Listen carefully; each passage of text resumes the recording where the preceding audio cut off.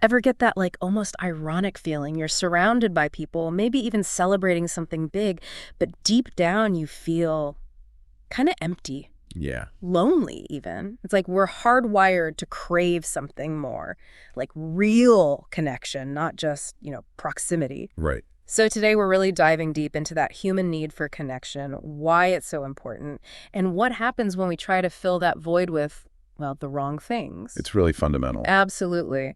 And for this deep dive, we've got a really interesting mix of sources. We're looking at everything from modern psychology and sociology to, get this, ancient philosophy and even some evolutionary biology. Wow. Yeah, the works. And they all point to this one key idea. Humans, not exactly meant to be lone wolves, we're wired for that deep connection. Makes you wonder why we make it so complicated, huh? Well, I think that's what we're here to unpack. You got it. So let's jump right in. One of the first things that really struck me Please. was this idea that there's a huge difference between like surface level interactions and genuine connection. Absolutely. And the sources use some really helpful analogies to illustrate this. One that comes to mind is comparing it to a plant needing deep roots to thrive. Oh, I like that. Right. You can sprinkle water on the leaves all you want, but without those roots digging deep into the soil, it's not going to truly flourish. So true. And that actually ties into something else our sources talked about, how we try to compensate for that lack of genuine connection by chasing, well, basically everything by AT connection.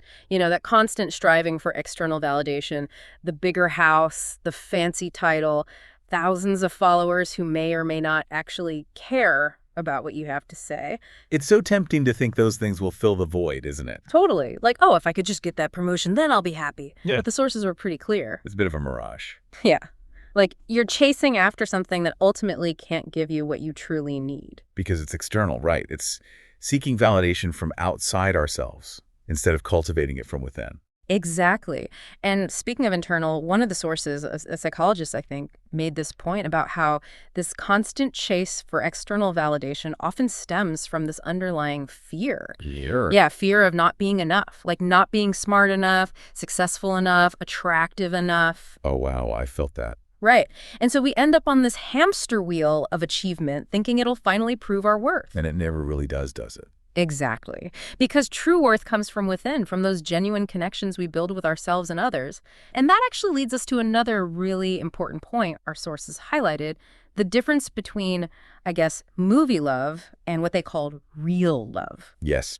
They emphasize that real, lasting connection isn't built on grand gestures or whirlwind romances.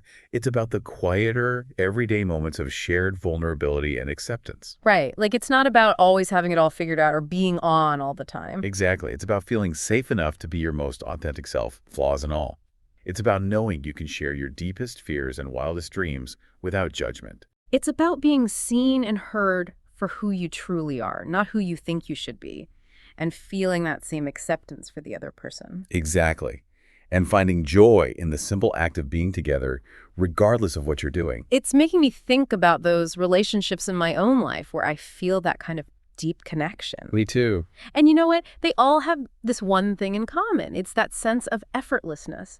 It's not that we don't disagree or challenge each other, but there's this underlying trust and acceptance that makes it feel, I don't know, easy. It makes you realize that connection isn't something that just happens to us.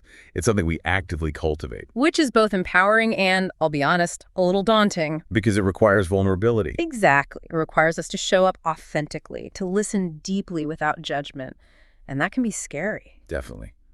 But the sources argue that it's in those moments of vulnerability, those raw, unfiltered exchanges, that true connection flourishes. It's like that quote by, is it Brene Brown? Vulnerability is not winning or losing. It's having the courage to show up and be seen when we have no control over the outcome. Powerful, right? And it reminds us that building genuine connection isn't about being perfect. It's about being present, being willing to let go of our need to control and just be. Wow. Okay, so we've covered a lot of ground here. We have.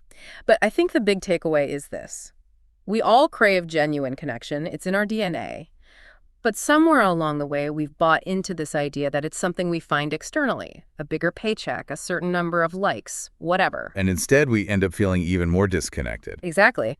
So what if, and this is something I'm going to be really pondering after this conversation, What if we approached life with the intention of cultivating genuine connection in all areas? I love that. Our relationships, our communities, even our work. It's a powerful shift in perspective, Yeah.